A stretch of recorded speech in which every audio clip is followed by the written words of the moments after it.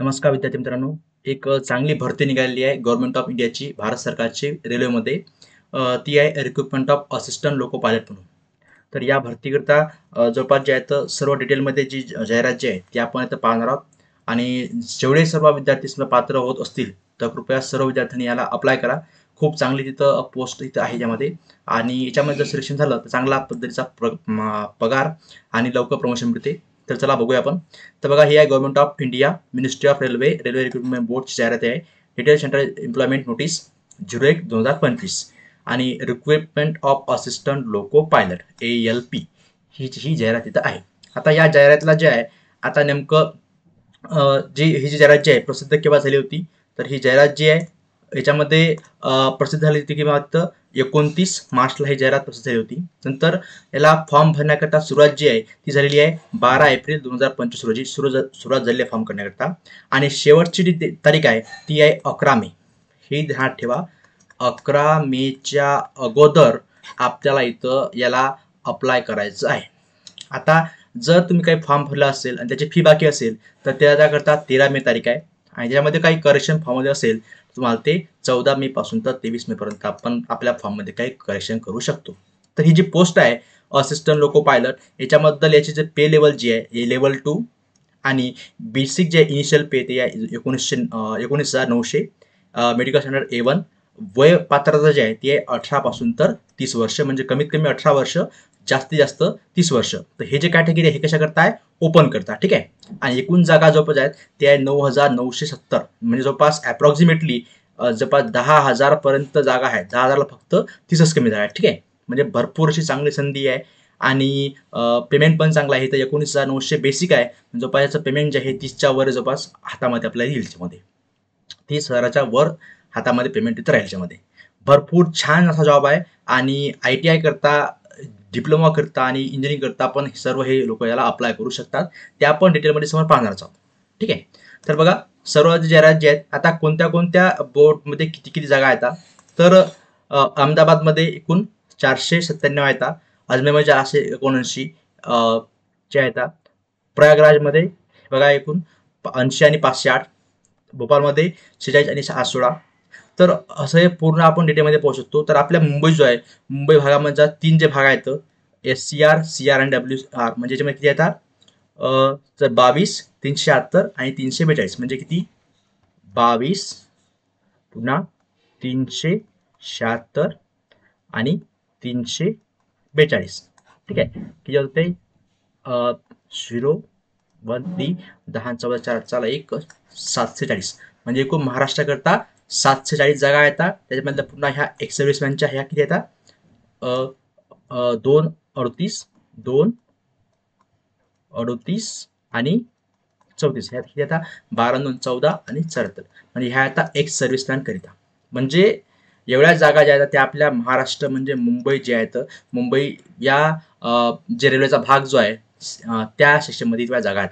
440 plus 74, म्हणजे एकूण ज्या आहेत ह्या आपल्या जागा आहेत, ठीक आहे ना. एवढ्या आपल्या मुंबई भागात आहेत. म्हणजे याच्याकरता जर आपण महाराष्ट्रात जर आपण आहोत तर आपण या मुंबई भागामध्ये आपण एवढ्या सर्व जागेला अप्लाय करू शकतो. म्हणजे 740 जागा ह्या आपल्या महाराष्ट्रात आहेत. तर याच्याकरता आणखी बघा आपण समोर काय काय नेमकं येतं, काय काय त्याच्यामध्ये बघा.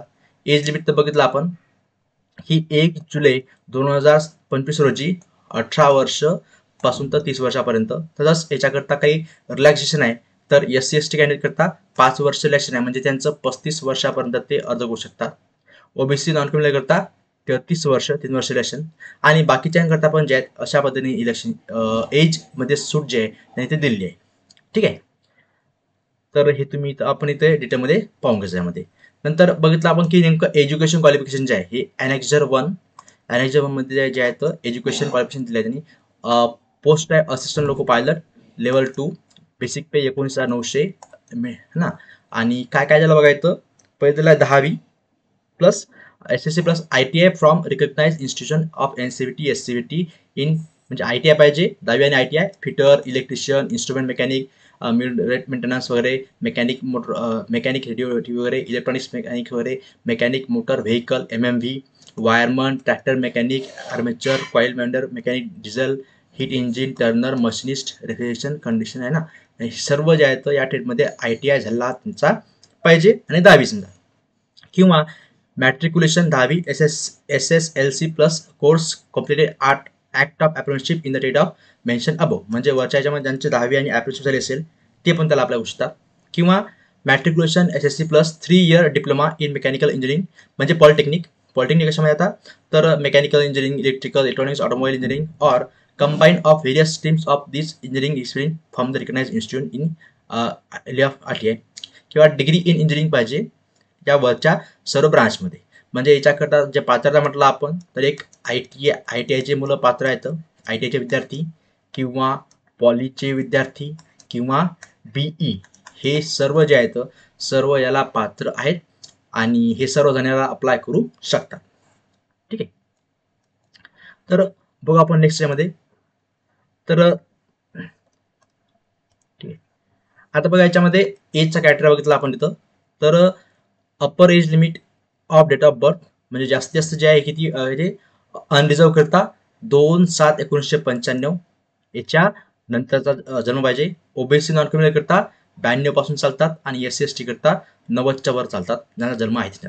आणि ऑल कॅन्डिडेट जे आहेत जवळपास बाकी सर्व यांना जे कमीत कमी वय आहे ते किती पाहिजे 1/7/2007 रोजी यांचा जो जन्म आहे तो म्हणजे 18 वर्षांना पूर्ण झाले पाहिजे किंवा याच्या अगोदरचा ज्यांचा जन्मच पाहिजे. Lower limit. ठीक आहे, म्हणजे याच्या जर नंतर जर कोणी जन्म झाला असेल तर ते याला पात्र राहणार, म्हणजे 1 जुलै 2007 नंतर ज्यांचा काही डेट ऑफ बर्थ असेल ते याला पात्र राहणार नाही याच्यामध्ये. बघा आता आपण यामध्ये जर समजा हे काय नो ऑब्जेक्शन सर्टिफिकेट, म्हणजे काही जे स्टुडंट आहेत सध्या ते एखाद्या कुठल्या तरी गव्हर्नमेंट म्हणा किंवा सेमी गव्हर्नमेंट म्हणा किंवा कुठल्याही एखाद्या कंपनी जर काम करत असेल तर त्या कंपनीकडून आपल्याला इथं NOC, म्हणजे त्यांना ह्या रिक्रुटमेंट करता आपण अर्ज करतोय याच्याकरता त्यांना कोणतंही ऑब्जेक्शन नाही असं त्यांच्याकडून ते NOC जे आहे सर्टिफिकेट त्यांच्याकडून तिथं लागेल त्याच्यामध्ये. ठीक आहे. तर आपण इथं महत्त्वाचे टॉपिक ते पाहत आहोत. आता एक्झामिनेशन फी, तर याच्याबद्दल जर सांगायचं झालं तर सर्व कॅन्डिडेट करता एक्सेप्ट जे आपले कॅटेगरीमध्ये असतील त्यांना सोडून जे आहेत प्रत्येक यांना करता किती आहे 500 रुपये फी आहे ऑनलाईन फी. आणि जे विद्यार्थी किंवा जे एक्झाम स्टुडंट आहेत हे या परीक्षेला अपिअर होतील CBTला त्यांना किती आहे 400 रुपये जो आहे तो त्यांना रिफंड येईल. ठीक आहे, म्हणजे त्यांना जर तुम्ही परीक्षा दिली तर 500 रुपयातून 400 रुपये तुमच्या मायनस तुम्हाला रिफंड येतील. म्हणजे तुम्हाला जी परीक्षा जी आहे तुम्हाला 100 रुपयेच फक्त याला फी तिथं पडेल. आणि जे SC/ST एक सर्व्हिसमॅन फिमेल ट्रान्सलेशन यांना फक्त फी जी किती आहे 250 रुपये यांना फी आहे आणि ती पण त्यांना काय रिफंडेबल आहे. त्यांना कोणतीही प्रकारची जे आपण फायदा म्हटलं आपण त्यांना कोणत्या प्रकारची फी तिथं पडणार नाही, इफेक्टिव्हली फी त्यांना काही पडणार येतं नाही. Only candidate who attempt CBT 1 will get a refund of their examination fee as mention above, म्हणजे ज्या विद्यार्थ्यांनी CBT 1 दिली असेल तेच त्यांनाच फक्त फी परत मिळेल, बाकीच्यांना फीज परत मिळणार नाही. म्हणजेच विद्यार्थी मित्रांनो जर समजा आपण याला अर्ज केला तर तुमची फी जी आहे 500 रुपये ज्यांना फी भरली त्यांना 400 रुपये परत मिळणार आणि ज्यांनी 250 भरली त्यांना पूर्णच्या पूर्ण 250 रिफंडेबल आहे. म्हणजे तुमचा इथं जो आहे फीचा एकमात्र समजा परीक्षा रेल्वेची यामध्ये आपल्याला कोणत्याही प्रकारची फी जी आहे ही लागत नाही. बाकीच्या एक्झामची खूप सारी फी असते. तर सर्वांनी हे इथं अप्लाय करावं आणि याचा सिलेबस किंवा सर्व जे ते पण सोपं आहे ते पण आपण बघणार आहोत. बघा नंतर जे कॅन्डिडेट जे आहेत ज्यांची कॅटेगरी आहे ज्यांचा SC किंवा ST मध्ये आहेत अशा विद्यार्थ्यांना जे आहेत रेल्वेचं तिकीट जे आहे ते पण त्यांना एकूण तिथं मिळतात. ठीक आहे, तर याच्याबद्दल जे आहे डिटेलमध्ये तुम्ही त्याचा तुमचं जो हे येईल हॉल तिकीट वगैरे येईल ते पूर्ण तुम्ही अप्लाय करावं लागतं तिकीट करता. तर ते पण आपल्या इथं SC/ST कॅटेगरीता मिळतं. तुम्ही याच्यामध्ये जर तुम्हाला आवश्यक वाटलं तर डिटेलमध्ये सांगा, आपण याच्यावर स्पेशल एक व्हिडिओ याच्यावरती नंतर घेऊया. म्हणजे जर SC/ST करता त्याला फ्री ट्रॅव्हल फॅसिलिटी पण आहे ट्रेनची. ठीक आहे, स्लीपर कोचमध्ये. ठीक आहे, नंतर रिक्रुटमेंट प्रोसेस नेमकी आता प्रोसेस कशी असणार. ठीक आहे, a candidate can apply only on RRB, म्हणजे फक्त आपल्याला ऑनलाईन अप्लाय करायचं आहे, कोणतंही ऑफलाईन पद्धतीने प्रोसेस होणार नाही. याच्यामध्ये through the one of the official website participate in RRBs mention in para multiple application through either one RRB or multiple RRBs will lead to direction application level to direction. म्हणजे काय तुम्ही फक्त एकाच RRB रिजनला तुम्ही apply करू शकता. जास्त रिजनला जर तुम्ही समजा अप्लाय केलं तर आपलं हे ते काय होईल ॲप्लिकेशन कॅन्सल होणार याच्यामध्ये. ठीक आहे, आता रिक्रुटमेंट प्रोसेस जे आहे नेमकी काय असणार. ठीक आहे, बघा फॉलोइंग स्टेज याच्यामध्ये पहिली स्टेज आहे काय CBT 1, पहिली CBT 1 राहील कम्प्युटर बेस्ड टेस्ट. ठीक आहे, नंतर दुसरी स्टेज काय CBT 2, दुसरी CBT राहील आणि तिसरी काय कम्प्युटर बेस्ड ॲप्टिट्यूड टेस्ट. म्हणजे 3 जे आहेत 3 हे आपले पेपर राहतील ऑनलाईन पेपर. समजलं, CBT1, CBT2 आणि CBAT. ठीक आहे, 3 परीक्षेला. नंतर DV डॉक्युमेंट व्हेरिफिकेशन आणि लास्ट जी आहे ती आहे फायनल 5व्या नंबरची, ती आहे मेडिकल एक्झामिनेशन. म्हणजे 5 स्टेपमध्ये आपली ही प्रोसेस चालणार आहे. पहिली CBT1, CBT2, CBAT3 आणि चौथ्या डॉक्युमेंट व्हेरिफिकेशन आणि 5वा medical examination. Information on the examination schedule and venue will be given in due course of official RBI website, SMS and email. म्हणजे तुम्हाला जो काही माहिती येईल तुमचं हॉल तिकीट वगैरे सर्व गोष्टी किंवा काय वगैरे सर्व तुम्हाला मेलद्वारे किंवा मोबाईलवरती किंवा या वेबसाईटवरती दिलेलं असेल ते पूर्ण. Request for postponement of any stage of changes venue date will not be entertain under this इन्सर्कम. म्हणजे काही प्रकारची तुमचं व्हेन्यू म्हणजे स्थळ किंवा दिनांकावर किंवा याच्यामध्ये काही बदल करण्यात नाही, हे काही असं जे इंटरटेन केलं जाणार नाही. हे जर नक्की सर्वच वर्ष असतं. ठीक आहे, तर बघायचे आता पहिले बघा आपण जे आहे CBT1 स्टेज.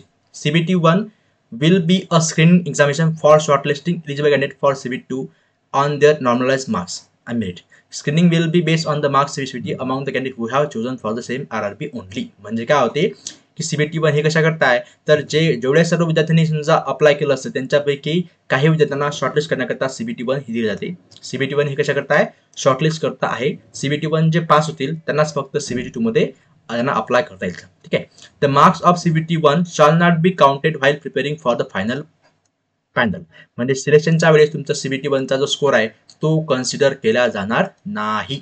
ठीक आहे, हे फक्त कशा करताय, क्वालिफाईंग आणि तुमचा शॉर्टलिस्ट करता. आता या CBT1चा पॅटर्न कसा असणार आहे. ठीक आहे, तर पॅटर्न कसा असणार आहे, टाइम किती आहे, 60 मिनिट आहे. नंबर ऑफ क्वेश्चन किती आहेत, 75. मॅक्झिमम मार्क्स किती आहेत, मॅक्झिमम मार्क्स आहेत त्याला मॅक्झिमम मार्क आहेत 75. नंतर जवळपास ज्या प्रत्येक क्वेश्चनला ज्या आहेत 1 मार्क्स आहेत बघा, 1 मार्क्स फॉर इच क्वेश्चन. आणि निगेटिव्ह मार्किंग आहे इथं 1/3. प्रत्येक क्वेश्चन निगेटिव्ह मार्किंग राहील तिथं. आणि है ना, जे नॉर्मलाइज मार्क्स तर आहेत मल्टिपल शिफ्टमध्ये एक्झाम होईल तिथं. आणि मिनिमम पासिंग करता जे आहे EWS किंवा अनरिझर्व करता किती आहे, 40%. OBC करता 30%, SC/ST आणि SC करता 30%, ST करता 25% हे काय मिनिमम जे एलिजिबिलिटी तिथे आहे. ठीक आहे, आणि हे सर्व द्या झालं म्हणजे CBT1 करता पास करण्याकरता हे कमीत कमी मार्क त्याचे. आणि म्हणजे काय झालं तर 6 मिनिट म्हणजे एका तासाचं 60 मिनिटाची टेस्ट आहे. 75 क्वेश्चन्स आहेत, एका क्वेश्चनला 1 मार्क आहे आणि निगेटिव्ह मार्किंग आहे 1/3. ठीक आहे, हे झाले CBT1चा पॅटर्न. याच्यामध्ये आता सिलेबस जो आहे तो काय असतं बघा, मॅथमॅटिक्सचं number system, BODMAS, decimal, fraction, LCM, SCF, proper proportion, percentage, mensuration, work, time distance वगैरे नाही का, सर्व हे जे आहेत algebra, geometry, trigonometry, elementary, statistics, square root, age calculation, calendar, clock, pipe, special pattern, हे सर्व आपलं ITIचं मॅथमॅटिक्स जे आहेत सर्व याच्यामधून आहेत. तर ते जर तुम्ही केलं समजा तरी तर होऊन जाईल. आणि ॲनॉलॉगीज, मेंटल ॲबिलिटी काय, analogies, alphabetical and number series, coding, decoding, mathematical operation, relationship, sinogram, jumbling, Venn diagram, data interpretation and sufficiency, conclusion, decision making, similarities, differences, analytical reasoning, classification, direction, statement, argument and assumptions etcetera. तर general सायन्सचं बघा, C मध्ये काय, under the shall cover physics, chemistry, life science of 10th 10वीच्या लेवलचा पूर्ण science आहे. आणि general awareness, current affair, science and technology, sport, culture वगैरे जे आपलं GK असते त्याच्यामध्ये. ठीक आहे, म्हणजे सिलेबस तसा फालतू सोपा आहे CBT1चा.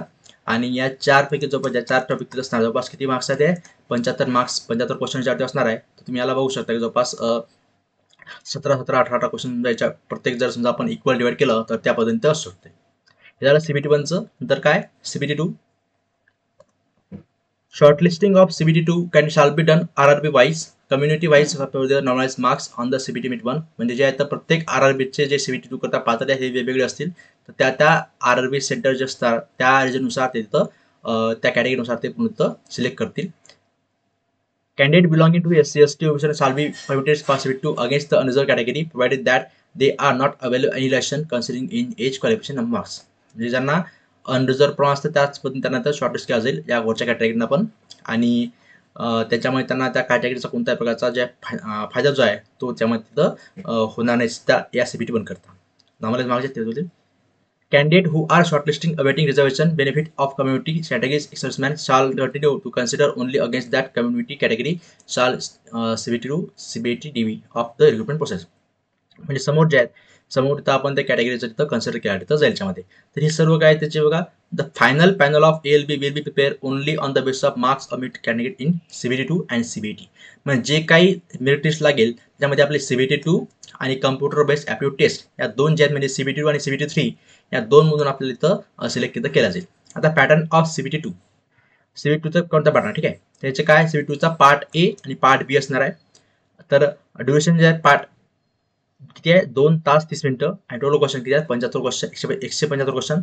पार्ट ए हे किती मार्क्ससाठी आहे 90 मिनिटाचा आहे आणि 100 क्वेश्चन आहेत आणि पार्ट बी 60 मिनिटाचा आहे आणि 75 क्वेश्चन आहे, ठीक आहे. हे झाले आपले CBT2 पार्ट ए आणि part B.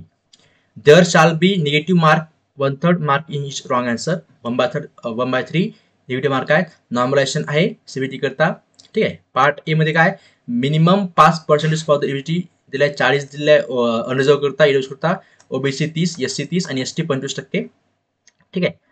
Only marks score in the part A shall be counted for shortlisting of the candidate for further stage of this recruitment process provided that the candidate is respective of the marks. म्हणजे काय हा जो आहे याच्यामध्ये part A हाच फक्त समोरच्या finally recruitment करता कन्सिडर केला जाईल, म्हणजे 90 मिनिटांमध्ये 100 क्वेश्चन.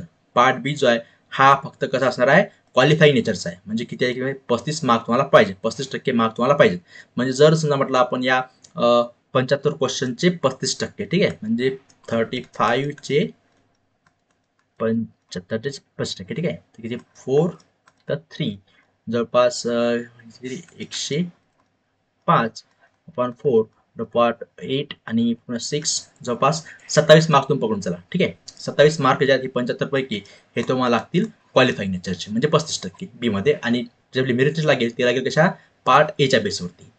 त्याच्यामध्ये काही सिलेबस जो आहे तो पार्ट एचा बघा मॅथमॅटिक्सचा तो सिलेबस आहे जवळपास नंबर सिस्टीम बॉदमॉड डिसंट्रॅक्शन LCM SCM ratio proportion percentage mensuration time work नाही का सिलेबस आहे. जनरल इंटेलिजन्सचा एनॉलॉगी अल्फाबेटिकल ॲनिमल्सिस coding decoding mathematical operation relationship हे ना हे सर्व तेच दिलं आहेत बघा. आणि बेसिक सायन्सचं काय दिलं येतं the broad topic that are cover under the shall be engineering drawing जे आपल्या इंजिनिअरिंग ड्रॉइंगमध्ये येतील, ठीक आहे. ITI मध्ये जे आहेत बघा इंजिनिअरिंग ड्रॉइंगचं ते टॉपिक दिलं आहे. प्रोजेक्शन त्यामध्ये ऑर्थो प्रोजेक्शन आयसोमेट्रिक प्रोजेक्शन है ना, views drawing instrument lines geometric figures symbolic representation units measurement mass weight density work power energy speed velocity heat temperature basic lever simple mechanics हे सर्व आपल्याला या CBT2 मधल्या पार्ट ए मध्ये आहे. म्हणजे आपलं जे सिलेक्शन होणार आहे ते सर्व या बेसिक मध्ये होणार आहे. आणि मित्रांनो हे जे आहे हा पूर्ण आपला जनरली ITIचा पूर्ण WCS आणि ED हा भाग आहे, ठीक आहे. कोणता पार्ट ए आणि सी. आणि हा जो जी हे जनरल इंटेलिजन्स वगैरे हे आपल्याला स्वतः प्रिपेअर करावं लागेल. तर तुम्ही जर म्हटलं मॅथमॅटिक्स आणि बेसिक सायन्स अँड इंजिनिअरिंग ह्या आपल्या सरळ सरळ ITIच्या WCS आणि ED या दोन टॉपिक जर समजा आपण शिकत आहोत तर हे जर आपण व्यवस्थित केले तर आपलं पूर्ण इथं कव्हर होईल. आणि हे जे जनरल इंटेलिजन्स वगैरे हे आपल्याला इथं प्रिपेअर करावं लागेल. आणि ह्याच्यावरतीच बेस आपलं काय येतं सिलेक्शन आहे. म्हणजे तुम्ही जर समजा ITIचा अभ्यास चांगला केला 100% तुमच्या इथं चांगला सिलेक्शन होण्याचं चान्सेस इथं आहे याच्यामध्ये. सिलेबस पार्ट बी. आता पार्ट बी हा कसा नेचर आहे क्वालिफाईंग नेचरचा आहे, ठीक आहे. ओनली फॉर क्वालिफाईंग टेस्ट ज्याचे मार्क जे आहेत हे तर समोर आपल्या सिलेक्शनमध्ये काउंट करण्यात येणार नाही. किती पर्सेंट पाहिजे 75% पाहिजे सर्व कॅटेगरी करता, ठीक आहे. आणि candidate with ITI trade apprenticeship qualification will be required to appear on section having the question from their trade. तर मागे degree diploma can have select one trade ज्यांचा ITI असेल त्यांना क्वालिफाईंग नेचरचा येत नाही म्हणजे त्या ट्रेडच्यामध्ये त्यांचे क्वेश्चन असतील. आणि डिग्री डिप्लोमा करता जे आहेत त्यांना खालीलपैकी एखादा ट्रेड त्यांना सिलेक्ट करावं लागेल. जसं की इलेक्ट्रिकल इंजिनिअरिंग असेल कॉम्बिनेशन असेल त्यांना electrician instrument mechanic wireman armature coil winding या ट्रेडपैकी एक ट्रेड सिलेक्ट करावं लागेल. ज्यांचा इलेक्ट्रॉनिक्स इंजिनिअर असेल त्यांना इलेक्ट्रॉनिक मेकॅनिक सिलेक्ट करावं लागेल. मेकॅनिकल इंजिनिअरिंगला fitter mechanic motor vehicle tractor mechanic mechanic diesel turner machine वगैरे नाही का यापैकी ज्यांना एखादा विषय सिलेक्ट करावा लागेल. आणि ऑटोमोबाईल करता याच्यापैकी, ठीक आहे. म्हणजे मेकॅनिक मोटर व्हेकल नाही का याच्यापैकी त्यांना एक सिलेक्ट करावा लागेल. म्हणजे हे जे आहेत हे कशा करतायत BE किंवा जे पॉलिटेक्निकवाले असतील, ठीक आहे. BE किंवा पॉलिटेक्निक त्यांना जे आहेत या सिलेबस पार्ट बी CBT2 मधल्या पार्ट बी मध्ये त्यांना याच्यापैकी एखादा कोणता ट्रेड त्यांना सिलेक्ट करावा लागेल. आणि त्याच्या मग त्यांना क्वेश्चन तर विचारले तिथं जातील त्याच्यामध्ये, ठीक आहे. आता बघा हे झाल्यानंतर जे आपली आहे कम्प्युटर बेस्ड ॲप्टिट्यूड टेस्ट म्हणजे 3ऱ्या नंबरची टेस्ट, ठीक आहे. तर कॅन्डिडेट इक्वल टू 8 म्हणजे जेवढ्या जागा असतील त्याच्या 8 टाइम्स जे आहेत ते सर्व याच्यामध्ये सिलेक्ट केले जाते CBT2 करता. आणि on the basis of CBT2 their marks in part A CBT2 along the candidate who have chosen the same RRB only application आहे ना. तर case more than one candidate being of the marks equal to cut off point they which will be shortest CBT2. म्हणजे काय असतील, जर समजा एका जागेकरता 8 मुलं असे विद्यार्थी कॅन्डिडेट सिलेक्ट केले त्याच्या कॅटेगरीनुसार ते तिथं सिलेक्ट करतील. आणि जर समजा दोन्ही मुलांसारखेच मार्क्स असतील तर त्यांना दोघांना पण तिथं सिलेक्ट केलं जाईल त्या कट ऑफमध्ये. ठीक आहे. Search shortest candidate should produce their vision certificate. त्यांना तेव्हा विजन सर्टिफिकेट आहे तेव्हा ते द्यावं लागेल, म्हणजे दृष्टीचे सर्टिफिकेट आहे ते व्हावं लागेल, जे की अनेक्झर जे आहेत VIA याच्यामध्ये ओरिजिनल दिलं आहे ड्युरिंग द CBAT तेव्हा तिथं प्रोव्हाइड करावं लागेल. तर हे जे आहे जेव्हा आपण CBT2 क्लिअर झालं त्याच्यानंतर ही पूर्ण प्रोसेस करायची आहे. It is mandatory to clear each test battery section of CBT separately to qualify. आपल्याला इथं पूर्ण जे आहेत म्हणजे प्रत्येक ज्याचा टेस्ट असेल त्या टेस्टनुसार आपल्याला ती टेस्ट इथं क्वालिफाय करायची आहे. याची लँग्वेज जी आहे ती इंग्लिश आहे आणि हिंदी आहे. याच्या अगोदरच्या जे होते त्यामध्ये हिंदी, इंग्लिश आणि तुमची जी रिजनल लँग्वेज आहे त्यामध्ये त्याच्यामध्ये पण तुम्ही पेपर देऊ शकले असते, पण याच्यामध्ये फक्त हिंदी आणि इंग्लिश यातूनच आहे. ठीक आहे. कम्प्युटर बेस्ड ॲप्टिट्यूड टेस्ट ही फक्त इंग्लिश आणि हिंदी या दोनच याच्यामध्ये आहे आणि इथं निगेटिव्ह मार्किंग नाही आहे. पहिल्या दोन्ही स्टेजला निगेटिव्ह मार्किंग आहे आणि काही जर आणखी तिथं लागलं तर या वेबसाईटवर जाऊन तुम्ही इथं पूर्ण माहिती इथं घेऊ शकतो आपण. ठीक आहे. Qualifying marks all candidate irrespective of the community must secure minimum T score किती आहे याच्यामध्ये 42 मार्क्स पाहिजेत in each test battery separately to qualify the CBT. प्रत्येक टेस्टमध्ये 42 मार्क्स पाहिजे. The merit list prepare only from the amongst candidate qualifying in CBT 70%. म्हणजे काय यातलं जे क्वालिफाय आहे त्यांचेच फक्त मेरिट लिस्टमध्ये काउंटिंग केलं जाईल. ज्यांना 42 मार्क पडले त्यांना 70% वेटेज जे आहे हे कोणाला दिलं जाईल, तर ज्यांना CBT2 मध्ये पार्ट ए ज्यांना मार्क्स पडले असतील त्यांना, आणि 30% वेटेज आहे CBAT याच्यावरती दिलं तिथं जाईल येते. म्हणजे हे जे दोन CBT2 याच्यामधला जो पार्ट ए आहे याच्यावरती किती टक्के, 70%, आणि CBAT याच्यावर किती टक्के, 30% जे आहे हे आपल्याला इथं वेटेज इथं दिलं तिथं जाईल याच्यामध्ये. ठीक आहे. तर अशा पद्धतीने जे आहे हे आपल्याला इथं जाईल याच्यामध्ये. ठीक आहे. याच्यानंतर म्हटलं आपण स्टँडर्ड मेडिकल फिटनेस जे आहे, मेडिकल फिटनेस करता जे आहेत त्यांनी हे सांगितलं दिलं आहे. Distance vision 6x6 without glasses with forging test must not accept the +2D near vision. याच्याने असा त्यांचा एक रेशो दिला आहे मेडिकल स्टँडर्डमध्ये. एवढं जे आहे एवढं त्यांना तर फिजिकल जे मेडिकल स्टँडर्ड जे फिटनेस जे आहे ते त्यांना इथं पाहिजे, म्हणजे विजनचं फक्त महत्त्वाचं आहे. काही असं आणि हाईटचं वगैरे त्यांनी काही दिलं नाही याच्यामध्ये. नंतर जे आहेत काही डॉक्युमेंट व्हेरिफिकेशन जे आहेत ते त्याबद्दल त्यांनी सूचना दिली आहे. काय इन पार्ट जे मुलं पार्ट क्वालिफाय कशामध्ये पार्ट ए ऑफ CBT2 आणि part B of CBT2 qualify झाले असेल आणि स्कोर त्यांचा CBAT जे झालं असेल क्वालिफाईंग झालं असेल सर्व स्टेट त्यांच्याकरता जे काही विद्यार्थी शॉर्टलिस्ट केले असतील त्यांना डॉक्युमेंट व्हेरिफिकेशन बोलावले जातील. म्हणजे काय CBT2 मधील पार्ट ए आणि CBAT याच्या जे मुलं पास होतील तर ह्या दोन्हीवरती जे आहे तर एक मेरिट लिस्ट लागेल. त्या मेरिट लिस्टमध्ये जे काही शॉर्टलिस्ट होतील त्यांचं डॉक्युमेंट व्हेरिफिकेशन तिथं होईल आणि त्यांच्याकरता त्या रिस्पेक्टिव्ह जे RRB सेंटर असेल त्यांना जाऊन ते डॉक्युमेंट व्हेरिफिकेशन करावं तिथं लागेल याच्यामध्ये. आता याच्यामध्ये काही इम्पॉर्टंट ज्या इन्स्ट्रक्शन आहेत ह्या सुरुवातीला दिल्या आहेत त्याच्यापैकी जे महत्त्वाच्या आहेत त्या फक्त मी आपण तर नोटेट करणार. कारण ते बघा येतं candidate waiting for final result of prescribed educational technical qualification are not eligible to apply. म्हणजे जे विद्यार्थी सध्या जे एज्युकेशन दिलं आहे ITI असो पॉलिटेक्निक असो किंवा BE असो, जर त्यांचं लास्ट सेमिस्टरमध्ये जर ते अप्लाय असतील तर ते या जाहिरातीला अप्लाय करू शकत नाही. ज्यांचं पूर्ण झालं आहे तेच फक्त याला अप्लाय करू शकतात. हे एक महत्त्वाचं नोट डाऊन करण्यासारखं आहे. नंतर काय म्हणतात, candidate who are found medically unsuitable for this post shall not be given alternative appointment. म्हणजे ज्यांच्याकरता मेडिकली जे पण काही सुटेबल नाही त्यांना अपॉइंटमेंट दिलं जाणार नाही त्याच्यामध्ये. ठीक आहे. Candidate can choose only one RRB, indicate their preferences for liaison notice under the choose RRB only. म्हणजे त्यांना फक्त एकच RRB सेंटर जे आहे त्यांना रिजन जे त्यांना सिलेक्ट करावं लागतील आणि त्यामुळे त्यांना त्याच्या प्रिफरन्स जावं लागेल. ठीक आहे. Active mobile number and very personal ID for communication during the entire communication document and as all communication will be only the email. काय एक त्यांना ऍक्टिव्ह मोबाईल नंबर आणि ईमेल आयडी तिथे असावं लागेल. सर्व कम्युनिकेशन त्या मोबाईल आणि त्या ईमेलवरती होईल तिथं. ठीक आहे. पुढे त्यांनी दिलं बघा इथं Detail fill in the create account form such as mobile number, email ID, application name, father name, mother name, gender, nationality, date of birth, matriculation roll number, matriculation certificate, serial number, matriculation certificate, date QSC cannot be modified under the circumstances at any stages once account is created. आणि जर तुम्ही याच्यापैकी कोणतीही detail जी आहे ही नंतर पुन्हा modify केल्या जाणार नाहीत. म्हणजे 100% आपल्याला गॅरंटी घ्यावं लागेल की हे भरताना सर्व ॲक्युरेट भरणं आहे नाही. निगेटिव्ह मार्किंग आहे त्यामध्ये कोणत्या CBT 1ला आहे, CBT 2ला आहे, नंतर CBETला निगेटिव्ह मार्किंग नाही त्यामध्ये. ठीक आहे. आणि बॅन आयटम जे आहेत ते आपल्याला नेहमी जातात की काय काय चालणार नाही. इलेक्ट्रॉनिक गॅजेट जे आहेत लॅपटॉप, पेन ड्राईव्ह, ब्लूटूथवर हे सर्व काही चालणार आहेत नाही याच्यामध्ये. नंतर राईट टू अपॉइंटमेंट काय selection of RRB done not conferred upon candidate any right of appointment in railways. The function of RRB is only recommend the name suitable for candidate who concern authorities of zonal railways who is turn issue the offer appointment subject to availability of vacancies है ना.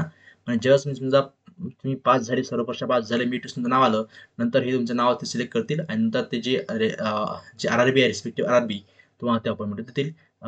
ठीक आहे.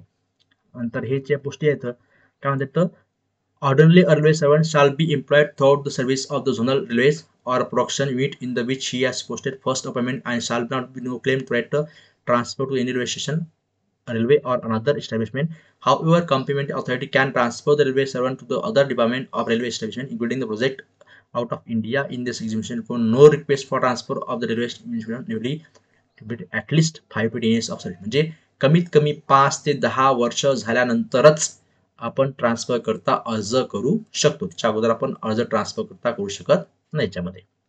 म्हणजे काय candidate are thus advised to choose their RRBs with due care and consideration. म्हणून ज्या तुम्ही ज्या भागात तुम्ही राहता शक्यतो त्याच भागात आपण RRBचे रिझल्ट सिलेक्ट करावं.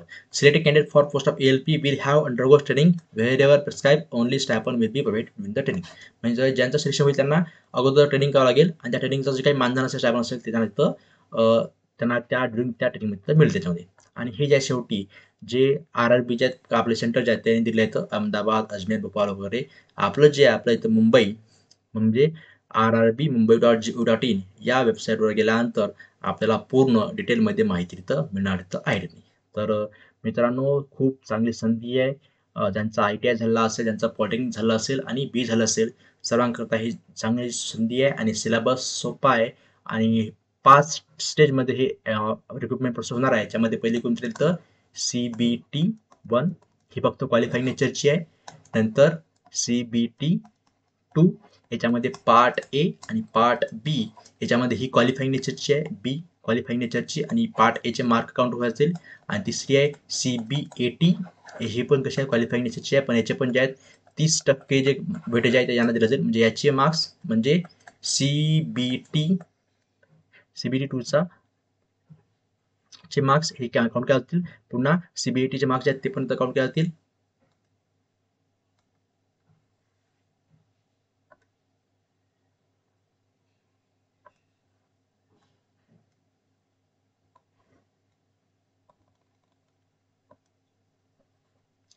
तर अशा पद्धतीने पूर्ण ही जाहिरात होती. त्याच्यामध्ये जे फायनल जे वेटेज आहे ते कशामध्ये दिलं जाईल तर CBT 2 मधला पार्ट A प्लस CBAT ही दोन जे एक्झाम आहे याला किती 70% वेटेज, याला किती 30% वेटेज. या दोन्ही मिळून काय करायचं की मेरिट लिस्ट तयार करायला जाईल आणि जे शॉर्टलिस्ट होतील त्यांचं काय होणार DB होणार आणि नंतर मग त्यांची काय होईल मेडिकल जे एक्झामिनेशन होईल. म्हणजे ह्या अशा 5 स्टेज आहेत. पहिली कोणती CBT 1, नंतर CBT 2, नंतर CBAT, नंतर DB आणि नंतर मेडिकल एक्झामिनेशन. तर सर्वांनी हे अप्लाय करा आणि तुमचं जर काही डाऊट असतील तर इथं कमेंट करा. आपण नक्की इथं याच्या सोडवण्याचा प्रयत्न करूया. ठीक आहे, तर आपण इथं थांबूया. थँक्यू.